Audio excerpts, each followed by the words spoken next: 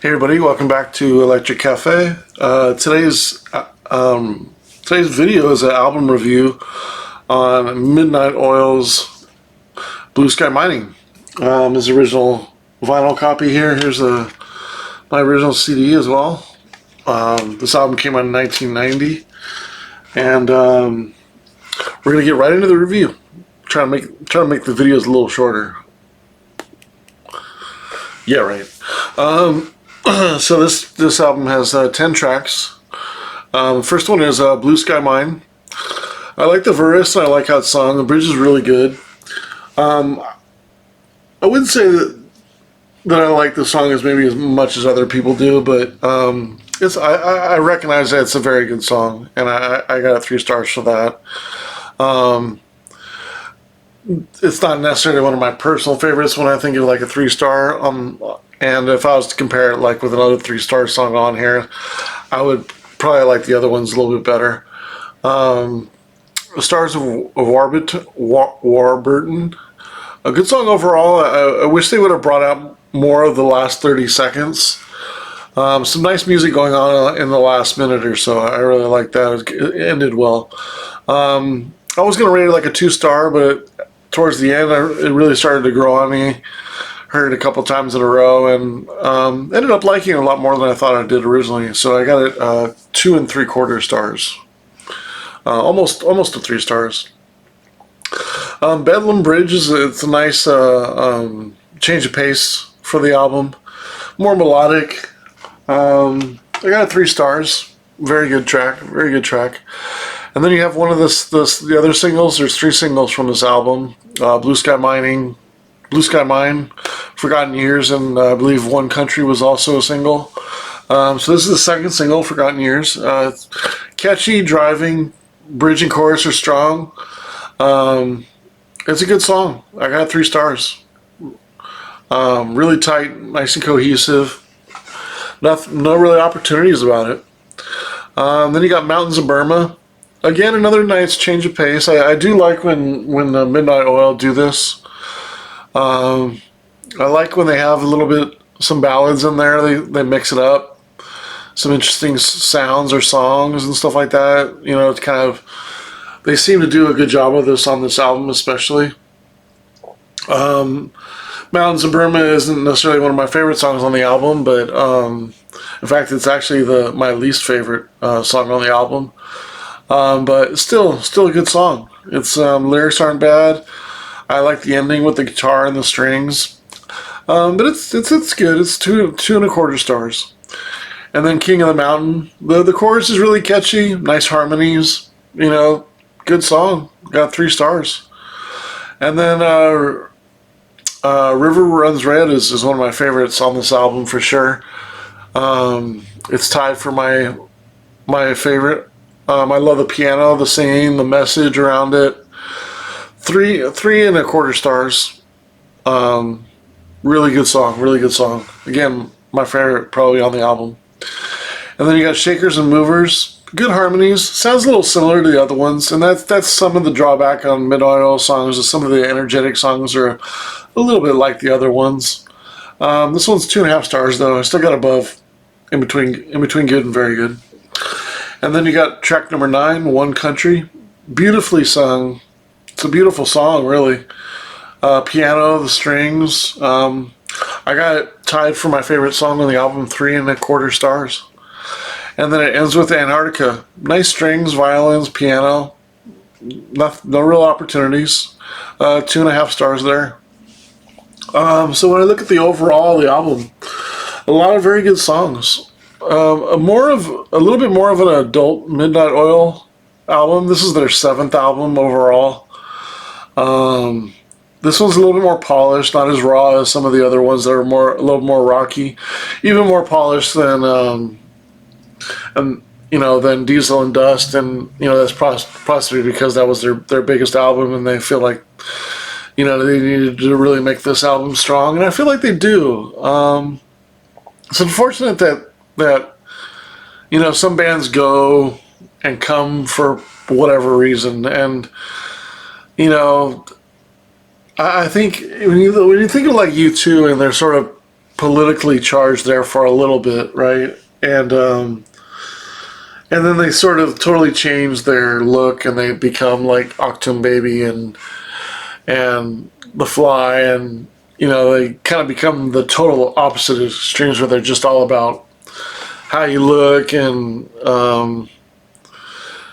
just kind of that being that sort of rock star image, right?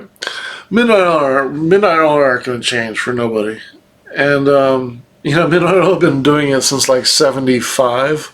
I think it was their first single was like '75. So I got a chance to see them in concert a couple of years ago. It was not their final tour last year, but I think it was right after I think it was right. Maybe it was right before the pandemic, 2019 or 2020. Really good show. It was definitely one of those bucket lists where I felt like I had, I wanted to see them for a long time, and I finally got a chance to see them, so I did. But, sometimes especially in the 1990, does the record industry and want to be, supporting or pushing a band that is talking about the things that they talk about? Unfortunately, it's like that, right? You'd rather have somebody singing like Madonna and sing about sex and, religion and stuff like that, or, cutesy popsy songs or whatever, or sort of edgy songs, but not edgy when it comes to like political, or what the government does and stuff like that. So I can see how after Diesel and Dust, after Beds and Burning, Dead Heart, they didn't really support this album, and it's a shame because this is a good album. And 1990, I think in 1990 it might be a little dated by then, because it's definitely a very, again, they've been going for 15 years at that point. They're pretty much caught in their ways. This is their 7th album. They've had 6 before, so you're not going to see them trying too much different things or changing who they are or dressing different or being more, just anything. They're their own people, and they're, they're steadfast on what they believe in and who they are, and you're not going to get something different from them. So it's not that they didn't change and they didn't write any good music or have any good albums or catchy music. The industry changes, and all of a sudden what's good for a couple months is not good the next time they come around. And that's kind of unfortunate. That's the issue. That's why I don't listen to pop music a lot, is because they're soon turn their back against an artist and not play them anymore. And I'd rather come up with my own opinion on what I like, and just because they aren't popular or whatever, it doesn't mean I'm not going to listen to them. In fact, I'll probably listen to them because they are not popular versus they are popular. 9 times out of 10, that's for sure. I might check them out because they're popular, and like, what's all the ruckus about? I do that about electronic music all the time. Like, I'm into music heavy, and I don't know about this electronic band. How is this possible? And then I listen to them, and I'm like, oh yeah, they're kind of poppy. I can see why I'm not into M83. Oh, I can see why I'm not into Tycho, or I can see why I'm not into Skrillex, or Martin Garrix, or Avicii, or any of that garbage electronic music. I can see why I'm not into it. I can see why it's popular, because if something's really popular, it's funny. Like I have it's funny. It's always like it's always a crux, and it's always an easy thing to point out, because if you get into any kind of disagreement about an artist, about their validity and their quality of music, and the person says, well, they sold 5 million records. What? So? Like, that means that they're not very, they're not really into art. They're not really into anything abstract. They're into making music for the masses. They're into making generally cheesy music. I wouldn't say all stuff that sells well is garbage music, but when you look at like the top like the top 100 sellers of records, and you see like Madonna in there and Beyonce and Dixie Chicks and Shania Twain and stuff like that. You're like Phil Collins and stuff. Not that I don't like Phil Collins, some of Phil Collins stuff, but it's just what I mean. There's this popular music, but you can't validate the quality of somebody's music or in any way that their sales prove that they're somehow good. Yeah, they're successful. Yeah, they made it as far as making money and having to do that for a career. But as far as the artistic merit in it, like usually the masses, if it's liked by the masses, I don't know about you, but you can tell when some people are like, you can tell. I'm sure you can tell from me. I'm pretty hardcore about music. You can just look behind me and see that I'm collecting CDs still and tons of vinyl, and I have cassettes and stuff like that. And you know what I mean? Like, album art. You can see I'm pretty hardcore. But then you see like the ones that are like sort of hardcore, right? And then you see like the casual music fan who doesn't have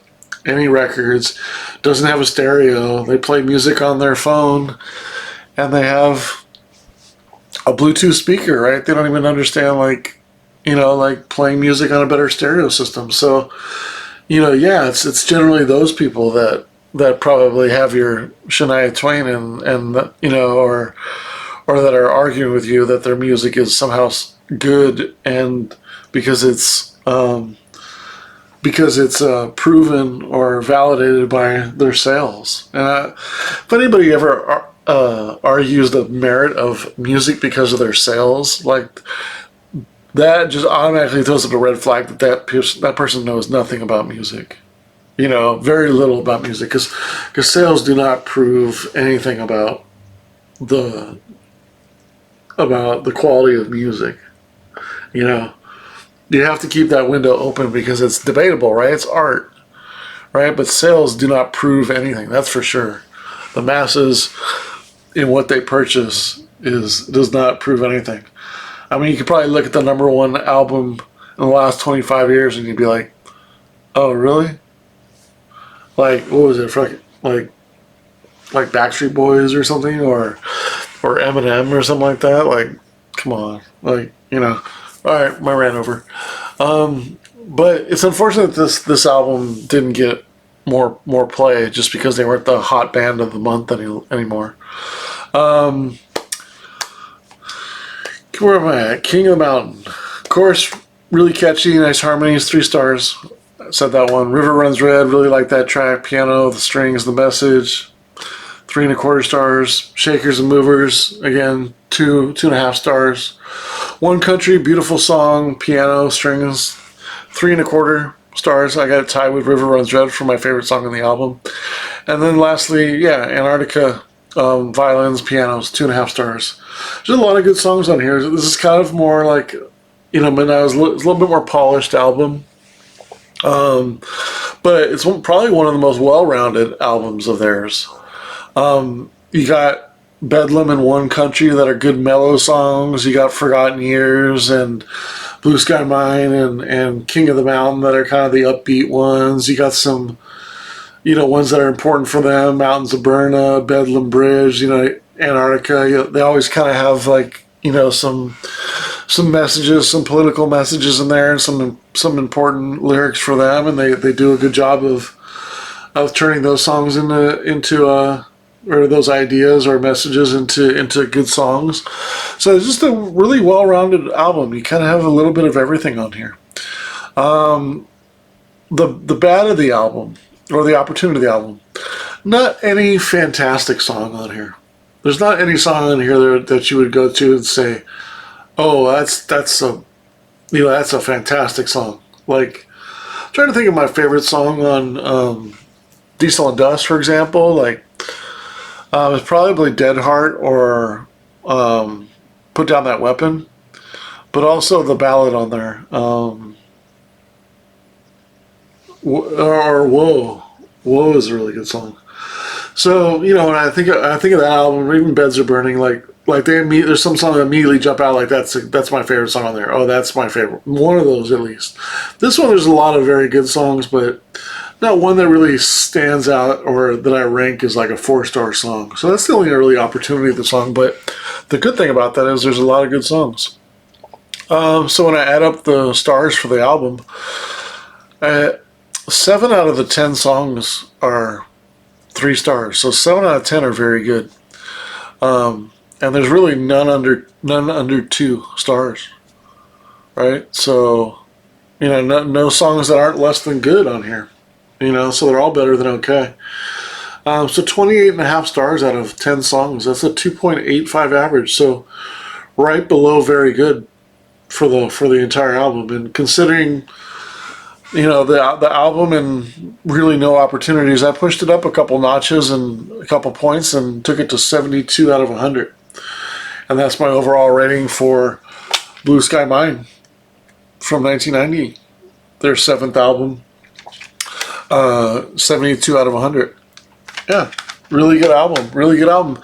This was one that I went into it thinking I was probably going to be around 65 to 70. It'd be a good solid album. But when I went song by song, I was like, there's no okay tracks here. Everything is good, and most of it is verging on very good. So I just couldn't really fault anything about it, and everything's, the artwork's cool, the mastering, engineering, mixing, the well-rounded songs, a little bit of everything. Nice cohesive 10 album song, doesn't go on too long. None of the songs are probably more than 5 minutes. There might be one that's 5 minutes, and there's none that are less than 3, so they're all in between like 3 and 4 minute songs. So nice pop rock album. Good balance of really everything that you look for in a good album. Can't really fault anything, and I think this album kind of surprised me a little bit, and it'd be interesting. I feel like Diesel and Dust, maybe 1, 2, 3, 4, 5, 6, 7, 8. I think that's the name of the other album. The Power and Passion. Those two might be a little bit better than this, but it's going to be interesting. See, also their '93 album I really like as well, with Trugany and Outbreak of Love and things like that. So it's gonna be interesting to see where this ends up being in their discography, because they got a strong discography. Good band, great band to see live too. Unfortunately, if you missed them, you didn't get a chance to see them because they're no longer going to be around. But quite a career, pushing almost 50 years. Midnight Oil, one of Australia's best bands for sure. But thanks for watching. Yeah, 72 out of 100 for Blue Sky Mine.